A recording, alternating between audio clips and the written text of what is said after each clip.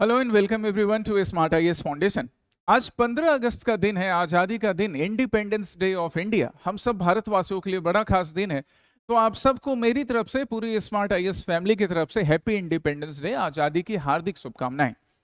आज smart IAS के premises में हम सारे टीम मेंबर्स ने मिलकर, स्टूडेंट्स प्रेजेंट थे, सबने मिलकर फ्लैग होस्टिंग भी की। और जैसा कि हम भारतीयों का रिवाज है कि जब भी कुछ शुभ दिन होता है तो हम लोग मुंह मीठा करते हैं, लड्डू से, पीठा से, है ना। तो हम लोगों ने एक दूसरे के साथ मिठाइयां भी शेयर की। इसी बीच मैंने एक कमेंट देखा मेरे ही यूट्यूब वीडियो पे, स्मार्ट आईएएस फाउंडेशन में। किसी ने कमेंट किया था कि अरे चश्मे वाले भाई साहब, किस बात का विश कर रहे हो हैप्पी इंडिपेंडेंस डे? कौन सी आजादी मिली है हमें? ये तकलीफ है, वो तकलीफ है, कोई आजादी नहीं मिली है, काहे का इंडिपेंडेंस डे? ऐसा किसी महानुभाव ने कमेंट किया था।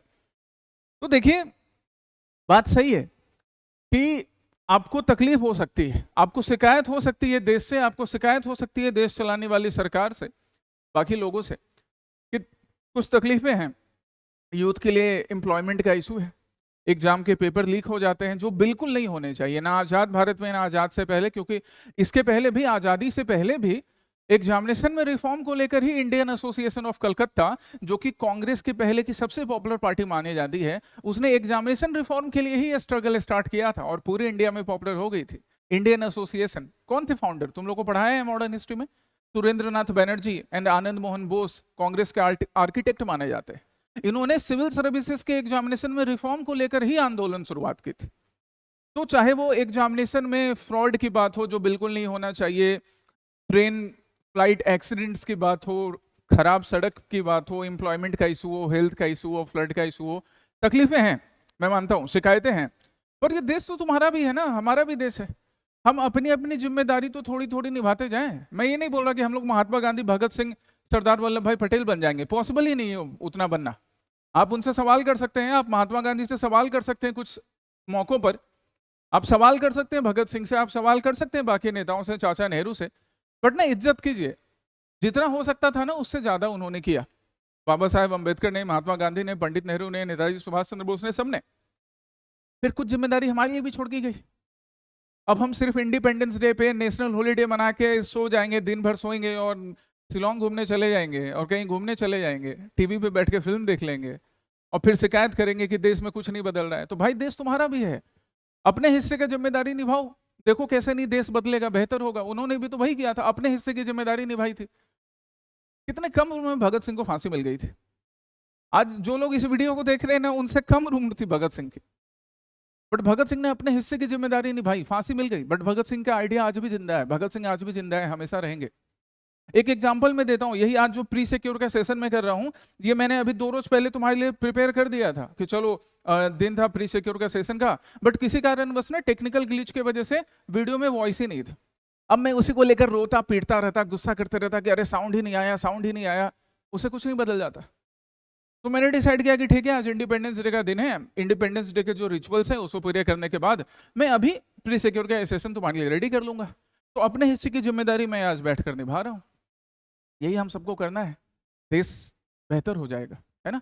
अपने हिस्से का जिम्मेदारी अच्छे से निभाते जाओ, एक अवेयर वोटर के फॉर्म में, एक अवेयर सिटीजन के फॉर्म में, पढ़ाई करते हुए, अपना काम करते हुए, भारत देश सबसे बेस्ट होगा।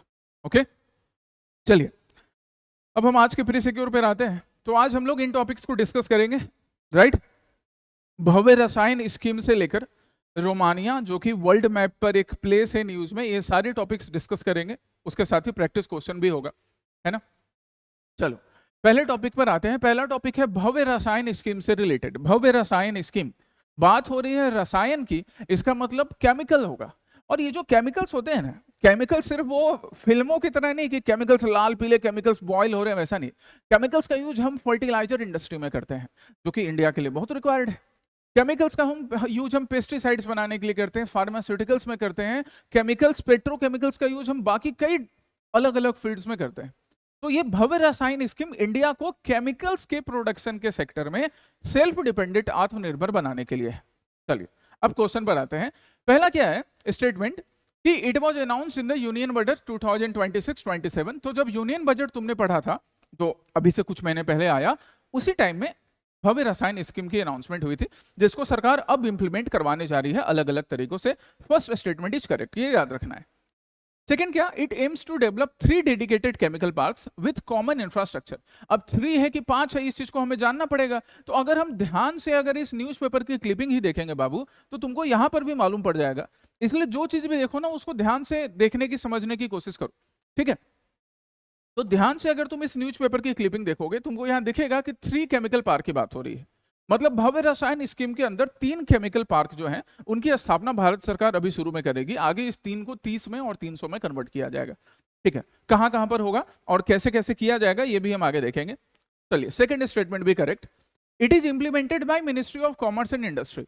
अब ऐसे स्टेटमेंट में एस्पिरेंट, हमारा स्टूडेंट, बड़ा कंफ्यूज करता है कि अच्छा ये बात हो रही है केमिकल्स की और इंडिया को सेल्फ डिपेंडेंट बनाएंगे केमिकल प्रोडक्शन में, तो भाई ये ट्रेड से रिलेटेड होगा, तो जरूर ministry and commerce and industry हो गई ना बाबू। यहां ministry of commerce and industry नहीं है। यहां हमारी कौन सी मिनिस्ट्री रिस्पॉन्सिबल होगी, chemical and fertilisers. By the way, union minister of chemical and fertiliser का नाम गूगल पे जाके जरा सर्च कर लेना, अपने दिमाग में रखना, है ना, मालूम रखना चाहिए कौन सा मिनिस्टर है, कि हम क्या काम कर रहे हैं। ये भी तो अवेयर सिटीजन की जिम्मेदारी है, अपनी जिम्मेदारी निभाएंगे तभी तो भारत को बेहतर बेस्ट बनाएंगे, बुझे।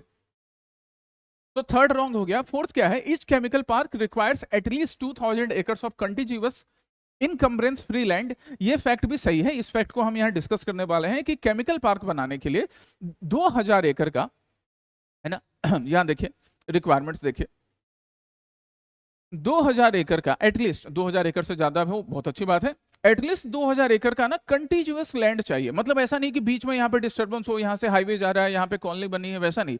2000 एकड़ का हमको कंटिन्यूअस लैंड चाहिए। अगर ये लैंड कोई स्टेट गवर्नमेंट या यूनियन टेरिटोरी की गवर्नमेंट प्रोवाइड करती है, तो भारत सरकार वहां पर केमिकल पार्क लगाने के लिए जो सुविधा देना है वो सुविधा दे पाएगी, ठीक। अब इसके अलावा देखो और क्या क्या चीजें हैं जो आपको प्रीलिम्स के लिए, मेंस के लिए याद रखना है वैल्यू एडिशन के लिए। ये टॉपिक ना, भव्य रसायन स्कीम जो है, तुम अपने जीएस पेपर 3 मेंस में भी यूज कर सकते हो वैल्यू एडिशन के लिए, है ना, याद रखिएगा इसको। भारत औद्योगिक विकास योजना रसायन, भव्य रसायन, कि इसके लिए भारत सरकार जो है, यूनियन गवर्नमेंट, वो ना 3030 करोड़ का बजट फाइनेंशियल आउटले डिसाइड किया है भारत सरकार ने, जो अगले 5 साल के लिए इंप्लीमेंट होगा। अब इस 3030 करोड़ में तो यूनियन गवर्नमेंट का शेयर हो गया। 1000 करोड़ 3 जगहों पर बनाया जा रहा है ना, 3 केमिकल पार्क्स हैं, तो मतलब 3 स्टेट्स हो गए, स्टेट 1, स्टेट 2, स्टेट 3। इन तीनों स्टेट को 1000 करोड़ सेंट्रल गवर्नमेंट देगी। उसके साथ मिनिमम 500 करोड़ का इन्वेस्टमेंट स्टेट गवर्नमेंट को भी करना पड़ेगा। मतलब स्टेट गवर्नमेंट की भी फाइनेंशियल कंडीशन सही होनी चाहिए। 500 करोड़ का इन्वेस्टमेंट अगर वो भी जुगाड़ कर लेंगे और 1000 करोड़ सेंट्रल गवर्नमेंट देगी, तब जाकर वहां पर क्या सेटअप होगा, केमिकल पार्क। तो इस चीज पे ध्यान दीजिएगा कि मिनिमम 500 करोड़ का कंट्रीब्यूशन ये स्टेट गवर्नमेंट को करना है। बिना अगर उनके कंट्रीब्यूशन के ये पॉसिबल नहीं है स्कीम। तो 1000 करोड़ सेंट्रल गवर्नमेंट देगी एक स्टेट को, पर साथ में 500 करोड़ स्टेट को भी लगाना पड़ेगा। उसके लिए पहले से उन्हें प्रिपेयर्डनेस दिखानी पड़ेगी। ओके, चलो ये चीज याद रखना, बड़ा इंपॉर्टेंट है एग्जामिनेशन में, यहां तुम कंफ्यूज आओगे। इंडिया में जब हम बात करें इन सारी चीजों में केमिकल इंडस्ट्री का यूज होता है, मैंने तुम्हें बताया ही। इंडिया में अगर हम केमिकल इंडस्ट्री के कंट्रीब्यूशन की बात करें तो जीडीपी में अराउंड 7% तक का कंट्रीब्यूशन है।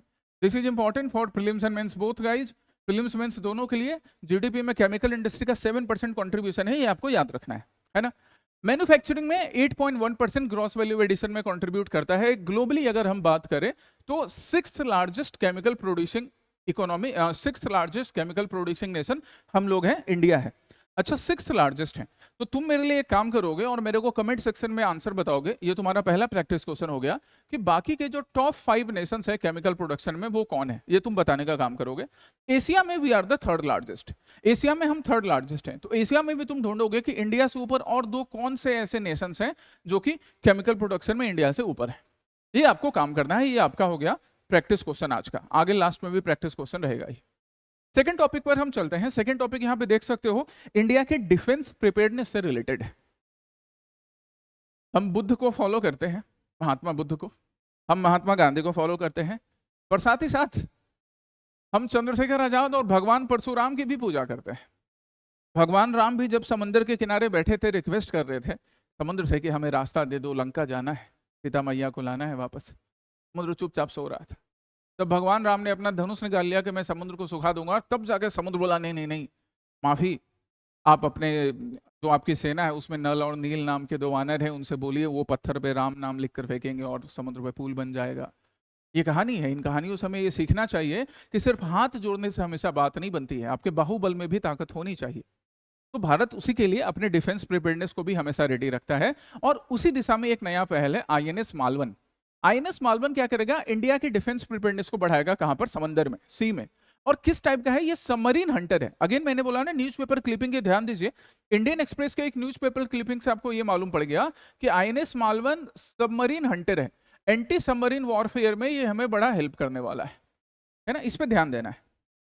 चलो अब हम ट्राई करते हैं इस क्वेश्चन को बनाने का, फिर आगे उसके डिटेल्स देखेंगे। पहला क्या है? Mahe class vessels are deep sea aircraft carriers. नहीं, अभी हमको मालूम पड़ गया कि भाई ये डीप सी एयरक्राफ्ट कैरियर नहीं है। एयरक्राफ्ट कैरियर वो नहीं, फिल्मों में तुम देखते हो कि फाइटर प्लेन्स आया और रुक गया उसके ऊपर, वो नहीं है। एयरक्राफ्ट कैरियर नहीं है, ये एंटी सबमरीन वेसल है। सबमरीन को अटैक करेगा एंटी सबमरीन वेसल। ठीक है, तो ये तो हो गया रॉन्ग बाबू, पहला स्टेटमेंट रॉन्ग। दूसरा क्या है? INS Malvan is the first माहे क्लास। माहे क्लास मतलब ये एक कैटेगरी है माहे क्लास व्हीकल का, उसमें पहली एंट्री है। एक्चुअली ये भी रॉन्ग है, क्योंकि this is not the first entry, this is actually the second entry.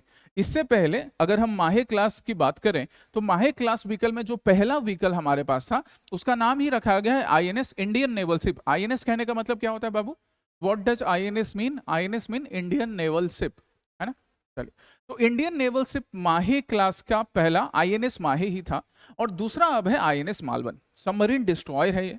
ठीक है, राइट। आईएनएस मालवन के बारे में एक और चीज बात याद रखिए कि ये इंडिजीनियसली कंटेंट से बना है, 100% नहीं, 80% इंडिजीनियस कंटेंट।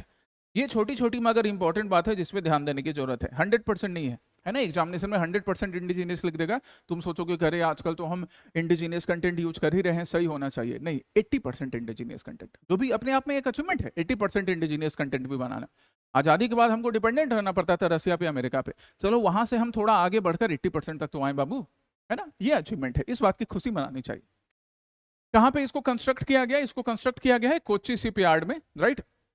ठीक है, अब आईएनएस माहे के कुछ और भी फीचर्स हैं, जैसे ये डीजल इंजन यूज किया जाता है इसमें, है ना। ये प्रीलिम्स के लिए आपको ध्यान रखना है, यूपीएससी के एग्जामिनेशंस में। साथ ही साथ क्या, इसका जो सिंबोलिज्म है ना, ये वाघ नाक का है। छत्रपति शिवाजी महाराज ने वो अपने हाथ में ना तलवार और बाकी वेपन्स के साथ वो उनका वाघ नाक भी रखते थे हाथ में, ऐसे पहनने पे वो स्पाइक से निकल जाते थे, और बाघ के नाखून की तरह झपट्टा मारकर तेजी से उन्होंने अफजल खान को और बाकी कई विरोधियों को धूल चटा दी थी।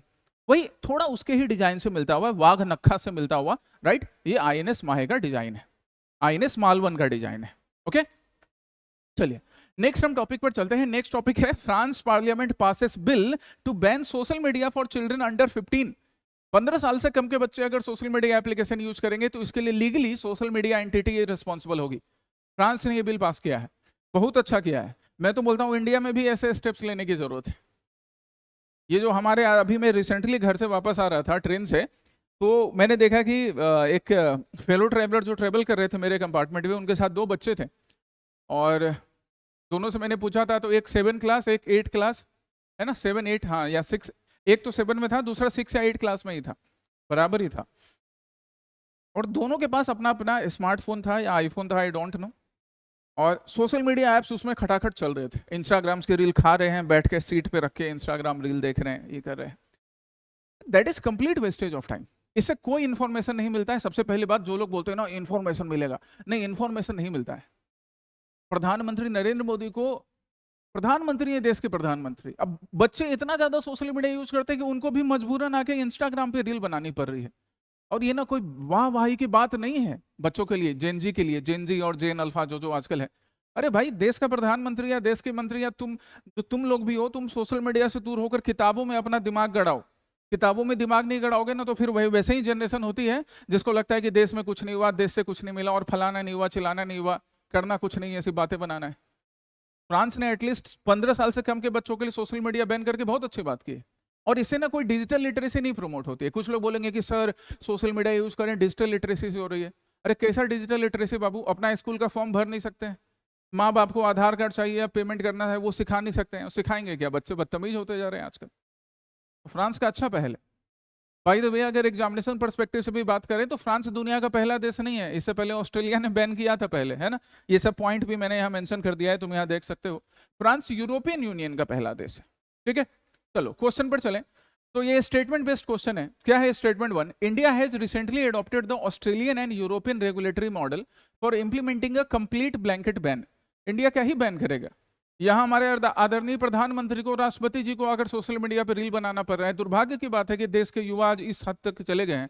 युवा नहीं, वो कुछ लोग हैं, उनको पढ़ाई लिखाई में ध्यान दो भाई। जो लोग पढ़ाई लिखाई में ध्यान देते हैं ना, या जो स्पोर्ट्स में ध्यान देते हैं, जो आर्ट्स के फील्ड में ध्यान देते हैं, वही नाम रोशन करते हैं। सोशल मीडिया रील चलाने वालों से नहीं होता है कुछ।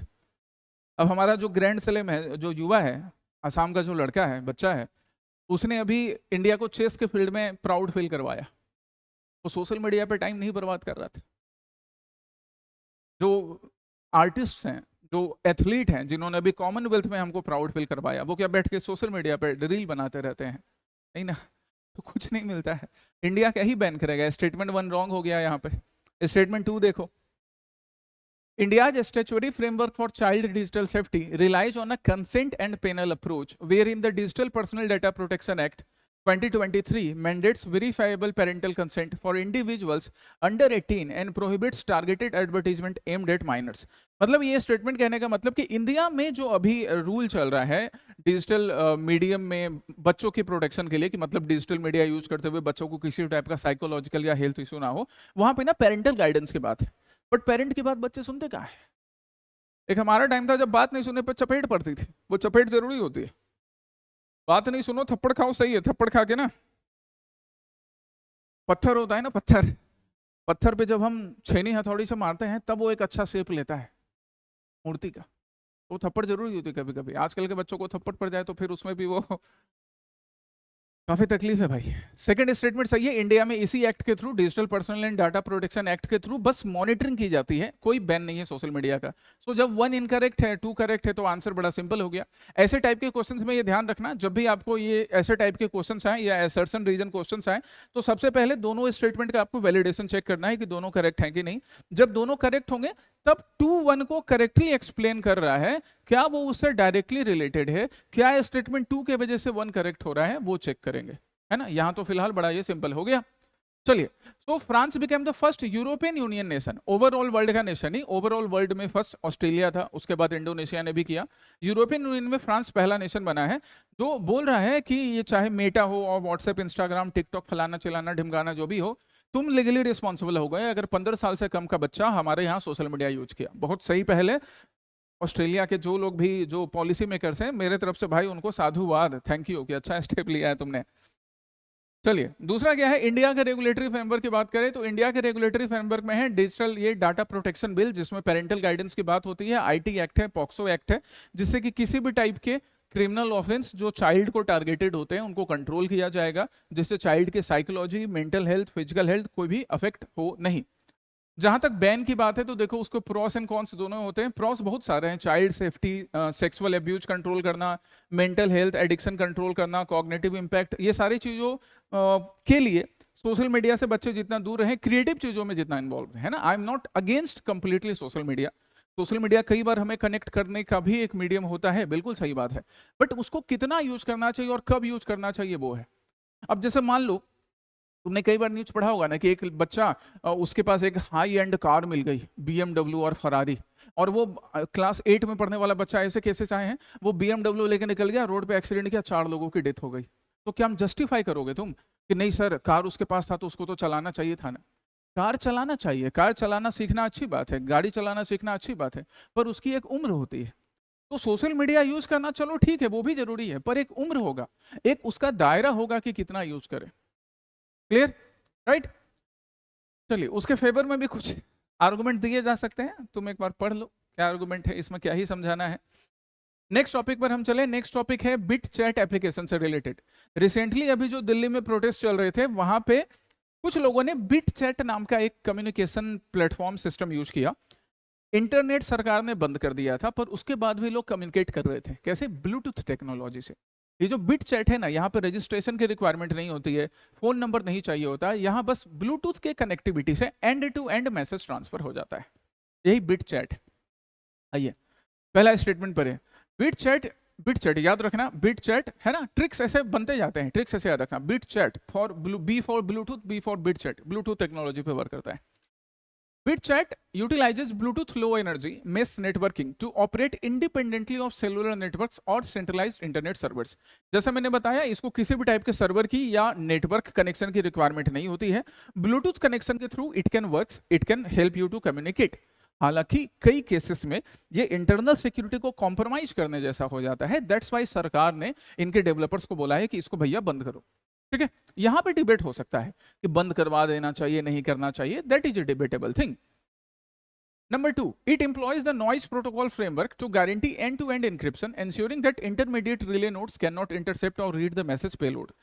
व्हाट्सएप में तुमने कई बार देखा होगा एंड टू एंड इंस्क्रिप्शन होता है कि जो मैसेज तुम भेज रहे हो, जो टेक्स्ट भेज रहे हो, वीडियो भेज रहे हो, इमेज भेज रहे हो, वो डायरेक्ट आप जिसको भेज रहे हो रिसीवर को डायरेक्ट वहां तक जाएगा। हालांकि कुछ लोगों ने व्हाट्सएप के इस कम्युनिकेशन सिस्टम पे सवाल उठाया है कि ये completely end to end protected नहीं है, यहाँ पे बीच में कॉम्प्रोमाइज हो सकता है। हालांकि व्हाट्सएप बोलता है कि नहीं ऐसा बिल्कुल नहीं है, but that thing is debatable. ये कुछ डेवलपर्स ने, कुछ सॉफ्टवेयर डेवलपर्स ने इसको क्वेश्चन किया है कि ऐसा नहीं है। तो बिट चैट में ये चीज इंश्योर किया जाता है कि डायरेक्ट ना एक नोड से जो सेंडर है वहां से डायरेक्ट रिसीवर तक ही मैसेज आएगा, बीच में कोई उसको इंटरसेप्ट या लिसन नहीं कर सकता है।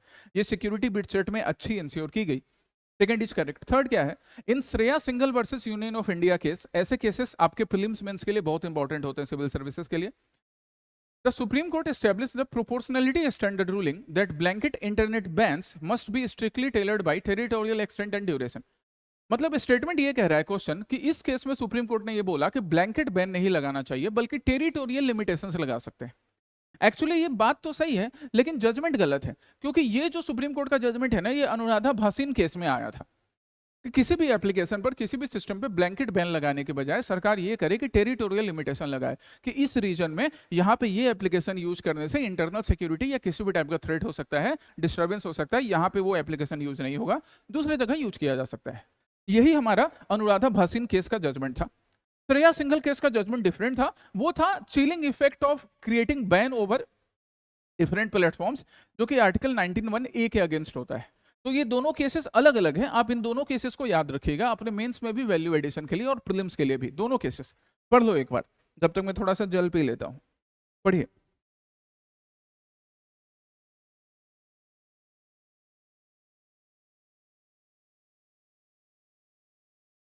अच्छा, वैसे इंडिपेंडेंस डे का है टाइम, हम लोग बचपन में स्कूल में 1 वीक से इसकी तैयारी करते रहते थे। गाना गाने की तैयारी, कल्चरल परफॉर्मेंस, डांस की तैयारी, डांस से मैं दूर रहता था। प्लेज होते थे, नाटक होते थे, स्पीच की तैयारी, बड़े अच्छे से हम लोग स्पीच लिखते थे, सुनाते थे स्टेज पे जाकर टीचर्स के सामने, बाकी फ्रेंड्स के सामने। तुम लोगों का क्या एक्सपीरियंस है इंडिपेंडेंस डे, रिपब्लिक डे का, बता सकते हो कमेंट सेक्शन में अपने एक्सपीरियंसेस स्कूल टाइम के। अब तो ये सारी चीज़ें काफ़ी कम हो गई।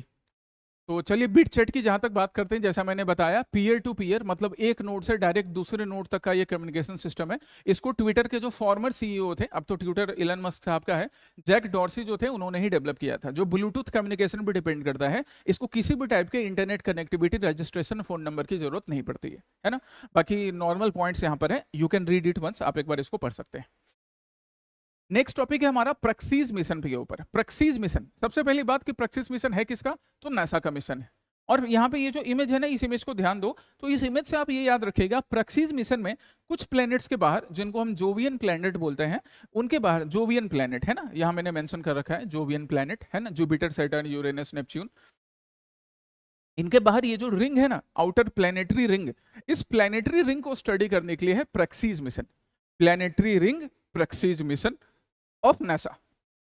चलो आगे डिटेल देखेंगे, पहले क्वेश्चन पढ़ें।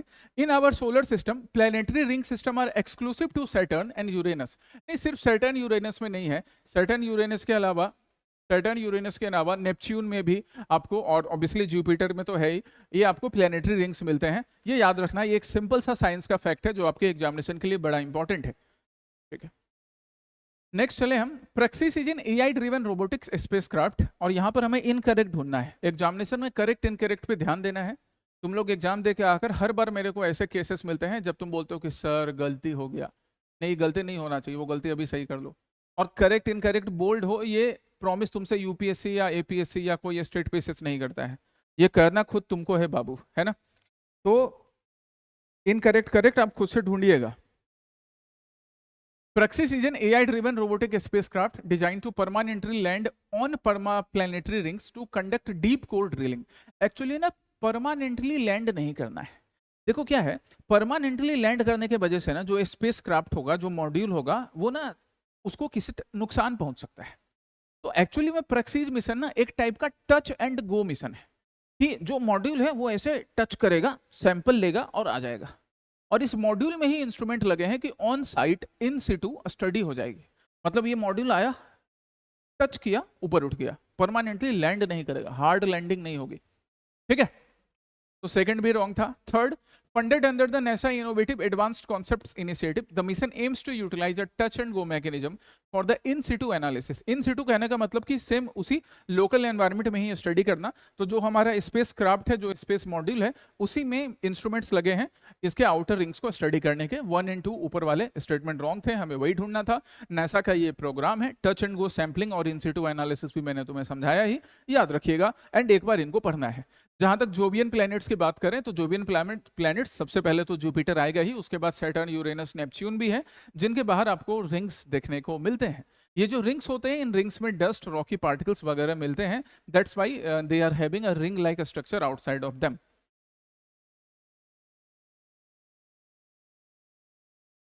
चलिए, कारगिल विजय दिवस, अभी रिसेंटली 26 जुलाई को हमने कारगिल विजय दिवस सेलिब्रेट किया।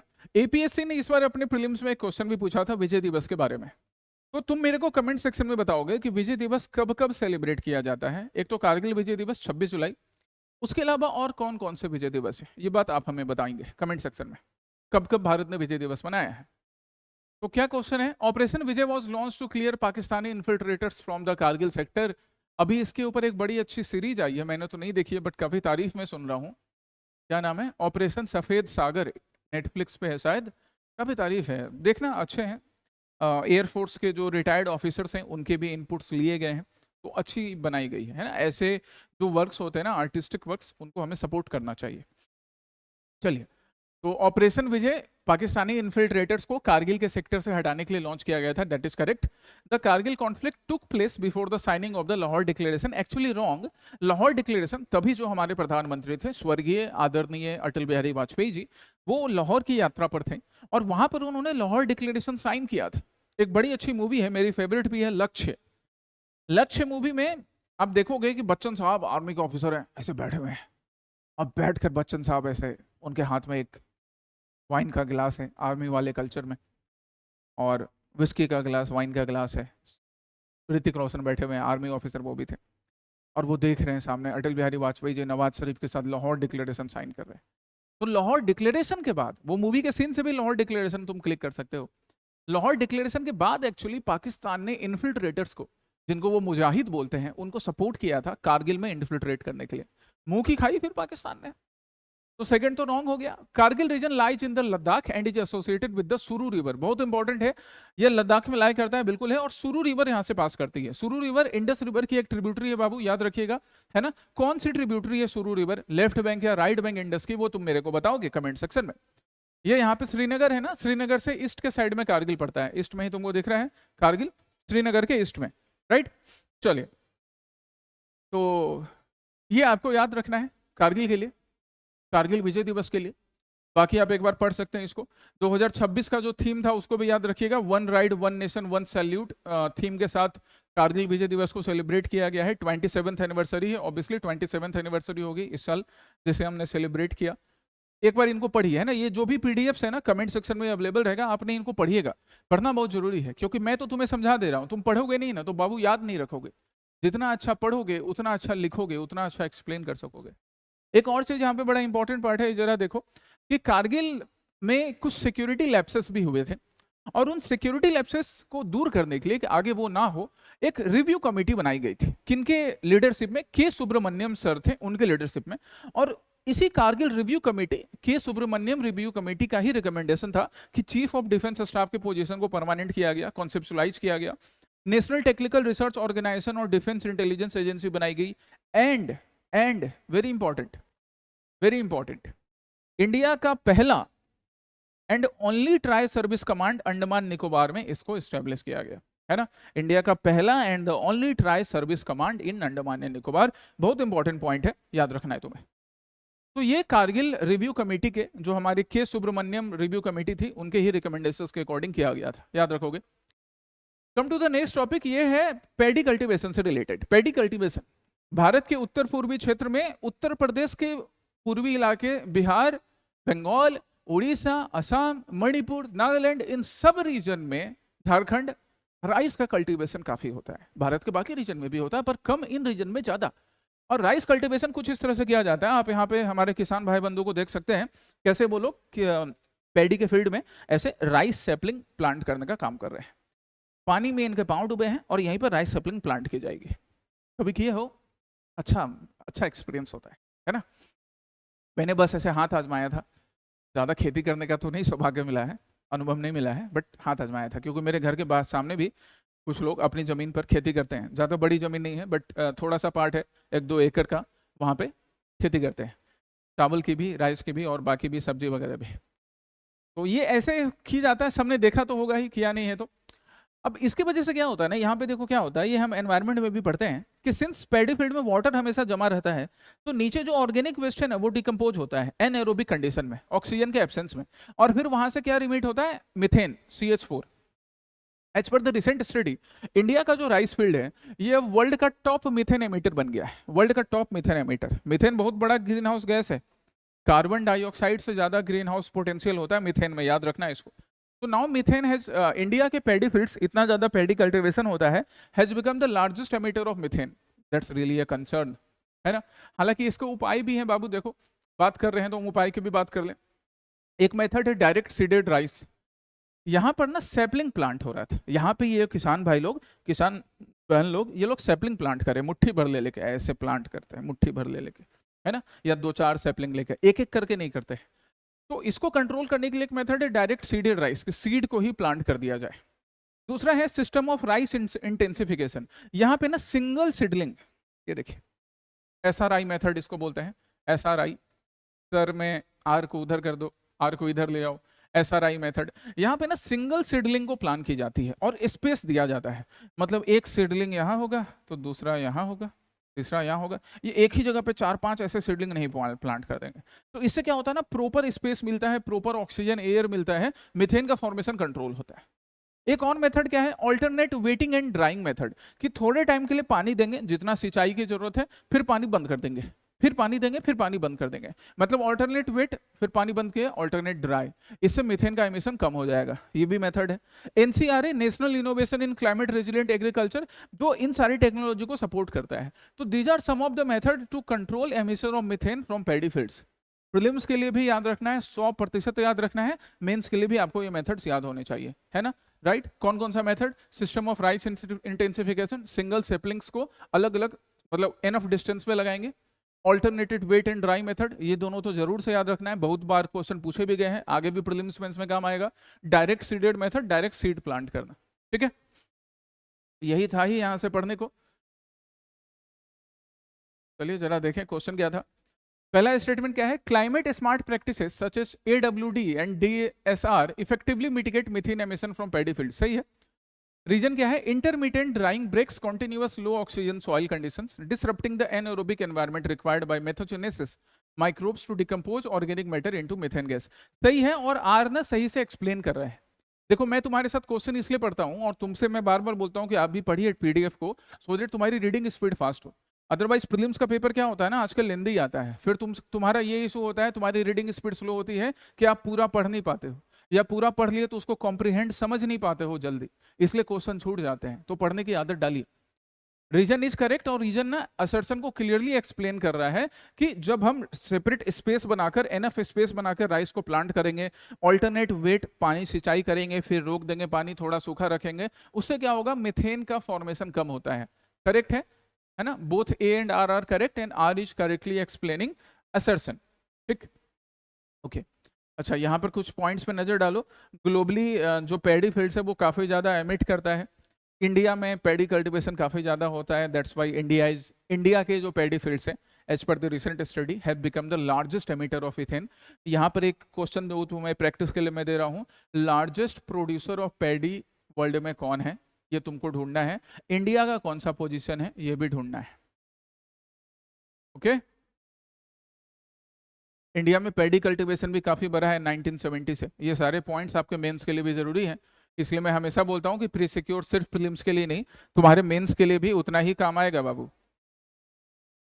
कम टू नेक्स्ट क्वेश्चन। यहाँ पे दो क्वेश्चन 8 और 9 मैंने साथ में दिया है क्योंकि दोनों एक दूसरे से रिलेटेड है। पहला है लेबर फोर्स पार्टिसिपेशन पे और दूसरा है पीरियोडिक लेबर फोर्स सर्वे पर, जिसमें लेबर फोर्स पार्टिसिपेशन ढूंढा जाता है। क्योंकि अभी न्यूज में ये चीज मेंशन थी, प्रोटेस्ट के ड्यूरेशन में भी देखा गया दिल्ली में कि एक्चुअली में दिल्ली में प्रोटेस्ट हो रहा था नीट पेपर लीक के अगेंस्ट, पर वहां पे कई यूथ पार्टिसिपेट कर रहे थे जिन्होंने एग्जाम नहीं दिया है। इसका मतलब ये नहीं कि वो गलत थे, एक्चुअली में वो उस सिस्टम के अगेंस्ट थे जो सिस्टम पेपर लीक को कंट्रोल नहीं कर पाता है।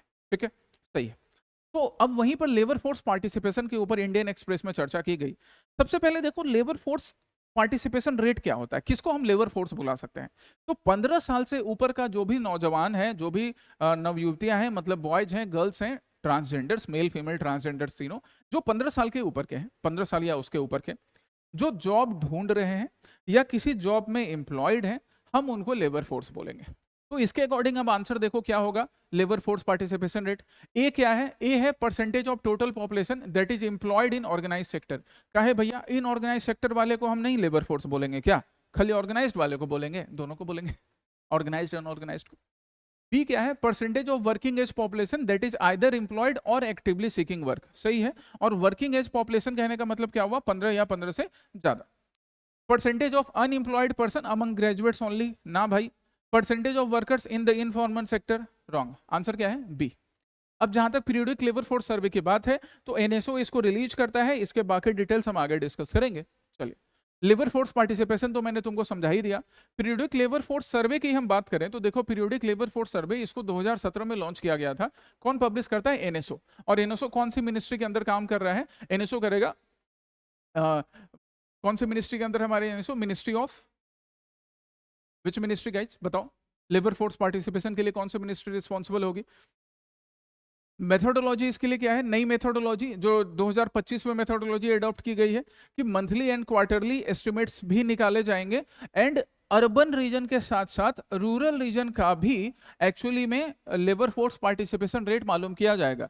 जनवरी 2025 से पहले, बहुत इंपॉर्टेंट पॉइंट है यहाँ पे, जनवरी 2025 से पहले सिर्फ अर्बन रीजन का ही लेबर फोर्स पार्टिसिपेशन रेट इस सर्वे में पब्लिश किया जाता था। अब अर्बन के साथ साथ रूरल रीजन का भी participation rate, labour force participation rate publish किया जाएगा। अच्छा, एनएसओ कौन सी मिनिस्ट्री के अंदर है, ministry of statistics and programme implementation. ये सारी चीजें भी ना याद रखिएगा, ये आपको याद रखने की जरूरत है, हमसे मिस हो सकता है कभी, बट अब याद रखना, इसको आप यहाँ पे फुल फॉर्म में लिख लेना, Ministry of statistics and programme Implementation के अंदर है। ये इसलिए तुम्हें याद रखना है क्योंकि जैसे अभी पहला क्वेश्चन था ना, भव्य रसायन स्कीम, कि ये कौन से मिनिस्ट्री के अंदर है, कभी किसी ऑर्गेनाइजेशन का नाम दे देंगे, प्रीलिम्स में पूछ सकते हैं कौन से मिनिस्ट्री के अंदर है, तो ये बात मालूम रखनी है याद से। ये तो लेबर फोर्स सर्वे की बात हो गई। लेबर फोर्स पार्टिसिपेशन रेट, 15 साल और उससे ऊपर के जो लोग एम्प्लॉयमेंट ढूंढ रहे हैं या एम्प्लॉयड हैं उनको हम, एम्प्लॉयड हैं उनको भी बोलेंगे, है ना, और जो ढूंढ रहे हैं उनको भी। हालांकि इसमें जो लोग स्टूडेंट्स हैं, जैसे तुम लोग, तुम एस्पिरेंट्स हो, तुमने अपना कॉलेज कंप्लीट कर लिया और अब आप सिविल सर्विसेज की तैयारी कर रहे हो, तो तुम लेबर फोर्स का पार्ट हो, तुम सिर्फ स्टूडेंट में नहीं काउंट होगे। अदरवाइज जो स्कूल में है या जो कॉलेज में है, जो अभी एक्टिवली जॉब नहीं ढूंढ रहा है, वो लेबर फोर्स पार्टिसिपेशन जो ग्रुप है उसमें नहीं काउंट होता है। फिर उसके बाद जो लोग होम मेकर्स हैं, जो अपने घर में रह रहे हैं, सिर्फ लड़कियां होम मेकर्स हो ये जरूरी नहीं है, लड़कियां भी लेबर फोर्स पार्टिसिपेशन के पार्ट है। होम मेकर कहने का मतलब कि जिन्होंने अपने घर को टाइम देना है, जो अपने घर में टाइम दे रहे हैं अपने घर को बनाने में, वो हो गई, चाहे वो लड़के हों चाहे वो लड़कियां हों, है ना। और फिर जो लोग रिटायर्ड हैं, रिटायर्ड करने का मतलब जिन्होंने अपनी जिंदगी का काम जो करना था 60-62 साल तक वो कंप्लीट कर लिया है, वो लोगों को लेबर फोर्स ग्रुप में नहीं काउंट किया जाता है। ठीक है, रिसेंट में काफी ये देखा गया, जैसे एक डाटा स्पाइक देखा गया है कि हमारे यहाँ ना लेबर फोर्स जो अनएम्प्लॉयमेंट रेट है वो काफी ज्यादा बढ़ रहा है। 16.2% यूथ इंडिया का अनएम्प्लॉयड है। तो ये सब कुछ वैसी बात है, जब हम आजादी का 80th एनिवर्सरी सेलिब्रेट कर रहे हैं या 100वीं वर्षगांठ सेलिब्रेट कर रहे हैं, तो हमें इन चीजों पर ध्यान देने की जरूरत है कि जो अनएम्प्लॉयमेंट का रेट है ये इतना क्यों बढ़ रहा है, आखिर कहाँ कमी रह जा रही है। अगर स्किल की कमी है तो यूथ को स्किल देने की जरूरत है, इंस्टाग्राम पे रील बजाने के बजाय वो क्या बोलते हैं उसको आजकल, वो रील इकोनॉमी, क्या नाम था, क्रिएटर इकोनॉमी। वो क्रिएटर इकोनॉमी में फिर उल जलूल रील बनाने से कोई स्किल नहीं आता है, फिर पूरी दुनिया हम पे हंसती है, हम उल जलूल रील बनाते हैं। हम रील बनाएंगे, हम शॉर्ट्स बनाएंगे, हम वीडियो बनाएंगे, पर वो इन्फॉर्मेटिव होना चाहिए, उसमें इन्फॉर्मेशन होना चाहिए। उसमें कोई किसी को थप्पड़ मार के चलेगा, लोग हाँ हाँ हंस रहे हैं, उससे नहीं होगा, है ना।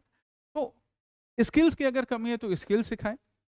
एम्प्लॉयमेंट के लिए सरकारी नौकरी, चाहे वो एपीएससी की वैकेंसी हो, चाहे वो यूपीएससी की वैकेंसी हो, उसके रेट इंक्रीज होने चाहिए, ताकि ऑफिस में भाई काम करने वाले कम पड़ते हैं। जो स्टूडेंट्स लोग, जो दोस्त लोग, जो सीनियर लोग कर रहे हैं, तुम पूछना उनसे, हम लोग तो हमेशा बात में करते ही हैं, टच में रहते हैं, कि काम ज़्यादा है, लोग कम है, तो सरकार को उस पर ध्यान देना चाहिए कि आप नाराज ननद स्कीम में पैसा खर्च करने के बजाय इन सारी चीज़ों में पैसा खर्च करो भाई, ताकि ये चीज़ें कंट्रोल हो सके। नहीं, come to the last but not the least question, question number 10, जहां पर हम पंचायती राज से या पंचायत से रिलेटेड डेवलपमेंट की बात करेंगे। पंचायत से रिलेटेड डेवलपमेंट, उसके लिए क्या है, समर्थ पोर्टल की बात हो रही है, और इस समर्थ पोर्टल को यूज करके कैसे पंचायत को आत्मनिर्भर बनाया जाएगा उसकी बात। ठीक है, पहला स्टेटमेंट क्या है, द आत्मनिर्भर पंचायत प्रोग्राम, पंचायत को आत्मनिर्भर, सेल्फ डिपेंडेंट, सेल्फ रिलायंट बनाने के लिए help gram panchayat and block panchayat to convert local assets into bankable revenue generating projects. ये एकदम नॉर्मल सा स्टेटमेंट है, ऐसे फ्रेज आप मेंस में भी यूज कर सकते हो कि ये जो आत्मनिर्भर पंचायत प्रोग्राम है, इसका पर्पस है कि ग्राम पंचायत एंड ब्लॉक पंचायत को वहां पे जो भी रिसोर्सेस है ना, वो रेवेन्यू जनरेटिंग हो। जैसे सपोज मान लो एक पुखरी है, एक तालाब है, एक पॉन्ड है, तो ये पुखरी, ये तालाब, एक पॉन्ड, अब यहाँ पे मखाना कल्टीवेशन किया जा सके। मैं बार बार तुम पे मखाना कल्टीवेशन को जोर करता हूँ, क्यों? क्योंकि मखाना जो है ना, उसमें बहुत बढ़िया प्रॉफिट है। अगर आपके पास थोड़ी सी पूंजी है, बहुत 10 करोड़ रुपया नहीं चाहिए, थोड़ी पूंजी आपके पास है, थोड़ी मतलब जिससे मखाना सीड्स, और सिंस लेबर इंटेंसिव इंडस्ट्री है तो आप कुछ लेबर रख सके, है ना, तो आप मखाना प्रोडक्शन अपने पुखरी में, अपने तालाब पॉन्ड में स्टार्ट कर सकते हैं, काफी बढ़िया प्रॉफिट है। इंडिया तो अब एक्सपोर्ट कर रहा है, अभी बिहार से, बिहार का पहला एक्सपोर्ट विदेश गया है, मतलब लार्ज स्केल पर पहला एक्सपोर्ट। तो बिहार में अभी नेशनल मखाना बोर्ड भी एस्टेब्लिश किया गया है, तो बिहार, बंगाल, उड़ीसा, आसाम, इन सब जगहों पर मखाना प्रोडक्शन का बढ़िया स्कोप है बाबू। ठीक है, तो ऐसे ही चीजों को आइडेंटिफाई करके रेवेन्यू जनरेटिंग सोर्स में कन्वर्ट करना, यही आत्मनिर्भर पंचायत प्रोग्राम का पर्पस है। NABARD एंड हुडको are associated as core institutional partner under the program. चलिए, ये तो एक फैक्ट है जो कि सही है, क्योंकि NABARD एंड हुडको ही जो है इसके कोर इंस्टीट्यूशनल पार्टनर है। इसके अलावा किसी और एजेंसी को बनाना होगा तो बना सकते हैं। ओके, ठीक है। थर्ड क्या है, the Samarth panchayat portal is meant for technology enabled management of on resource revenue of panchayat.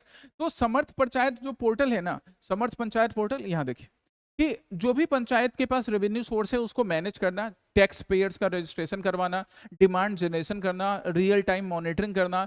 अब पंचायत जो है, चाहे वो ग्राम पंचायत हो, ब्लॉक पंचायत हो, वहां पे कुछ ऐसे किसान होंगे, कुछ ऐसे इंडिविजुअल्स होंगे जो टैक्स पे कर सकते हैं, तो उनके लिए पंचायत में अपॉर्चुनिटी अवेलेबल रहना चाहिए।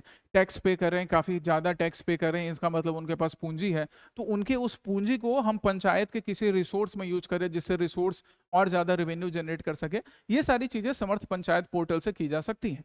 ऑलरेडी इसको ना छत्तीसगढ़, हिमाचल प्रदेश में अच्छे से इंप्लीमेंट किया गया है। ये जो समर्थ पंचायत पोर्टल है, ये छत्तीसगढ़, हिमाचल में बड़े अच्छे से इंप्लीमेंट हुआ है। सक्सेसफुल एग्जांपल है that you can use in GS paper 4, ethics as well, और बाकी जनरल स्टडीज के पेपर में भी। ओके, फोर्थ क्या था, gram panchayat and block panchayat are eligible irrespective of their own source revenue. Actually wrong बाबू, क्योंकि ग्राम पंचायत एंड ब्लॉक पंचायत जो है, वहां पे ना एक क्राइटेरिया रखा गया है इस आत्मनिर्भर पंचायत प्रोग्राम में, कि ग्राम पंचायत एटलीस्ट 50 लाख का रेवेन्यू जनरेट करेगा खुद से, और ब्लॉक पंचायत एटलीस्ट 1 करोड़ का रेवेन्यू जनरेट करेगा, और एटलीस्ट 3 साल उनके टेन्योर का बाकी होना चाहिए। मतलब जो अगला इलेक्शन होना है उसमें 3 साल का टाइम होना चाहिए, तभी उन ग्राम पंचायत या ब्लॉक पंचायत में इस आत्मनिर्भर पंचायत प्रोग्राम को एग्जीक्यूट करवाया जाएगा। ये वैसे डिबेटेबल थोड़ा है, इस पे कुछ पॉलिटिशियंस, कुछ ग्रुप सवाल उठा सकते हैं, देखते हैं सरकार आगे क्या करेगी। और टारगेट क्या रखा गया, 350 प्रोजेक्ट का, 350 प्रोजेक्ट्स, ये नंबर भी याद रखना है, ऐसे पॉइंट्स इंपॉर्टेंट होते हैं। 350 प्रोजेक्ट्स हैं, 50 पहले साल में, फिर उसके बाद 100 करके, तो पहले साल में 50 करेंगे, फिर उसके बाद 100 करेंगे, तो 4 साल में हमारा क्या हो जाएगा, 350 प्रोडक्ट हो जाएगा ना, 50 पहले साल, फिर 100, तो 350। तो ये आज के प्री सिक्योर के सेशन के टॉपिक्स हैं। यहाँ रहे आपके पास प्रैक्टिस क्वेश्चंस। प्रैक्टिस क्वेश्चन में पहला प्रैक्टिस क्वेश्चन किसके ऊपर है, रोमानिया से। है ना। इंडिया रोमानिया रिलेशंस की बात हो रही थी, यहाँ पर देखो मैंने मैप भी अटैच कर दिया है। मैप तुम्हें यहाँ पर हमारे प्री सिक्योर के सेशन में मिल ही जाता है, अदरवाइज आप गूगल पे भी जा सकते हैं, एटलस में ढूंढ सकते हैं और मैप वर्क करें। हर प्रीलिम्स में, चाहे वो यूपीएससी का हो, एपीएससी, बीपीएससी, किसी भी स्टेट पीसीएस का हो या कोई और एग्जामिनेशन हो, उसमें मैप बेस्ड क्वेश्चंस रहता है। सो करंट में जो भी मैप रिलेटेड इवेंट्स है उनको ध्यान से देखिए। रोमानिया से रिलेटेड यहाँ पे क्वेश्चन है, आप रोमानिया के मैप को ध्यान से देखोगे और इस क्वेश्चन को आंसर करोगे, और इसके अलावा भी रोमानिया के बारे में पढ़ सकते हैं। दूसरा प्रैक्टिस क्वेश्चन I4C से रिलेटेड है। हम बिट चैट एप्लीकेशन की बात कर रहे थे ना, ब्लूटूथ टेक्नोलॉजी के अकॉर्डिंग जो कम्युनिकेट करता है, तो इन सब चीजों को कंट्रोल करने के लिए I4C इंडिया का एक इंस्टीट्यूशन है, Indian cyber crime coordination centre. कौन सी मिनिस्ट्री के अंदर काम करता है? Technology, information technology, home ministry, commerce and industry, ये आपको ढूंढना है और उससे रिलेटेड बाकी चीजें पढ़नी है, इस क्वेश्चन का आंसर करना है, या नॉट करेक्ट ढूंढने बोल रहा था स्टेटमेंट, है ना। तो ये दोनों आपके आज के प्रैक्टिस क्वेश्चंस हो गए। फिर प्री सिक्योर के सेशन में हम लोग अगले वीक मिलेंगे। आजादी की एक बार फिर से सबको ढेर सारी शुभकामनाएं। अपनी अपनी रिस्पॉन्सिबिलिटी निभाते जाइए, अपने हिस्से का काम करते जाइए। देखिए देश हमारा आगे बढ़ता जाएगा, बेहतर बेस्ट होता जाएगा। जय हिंद।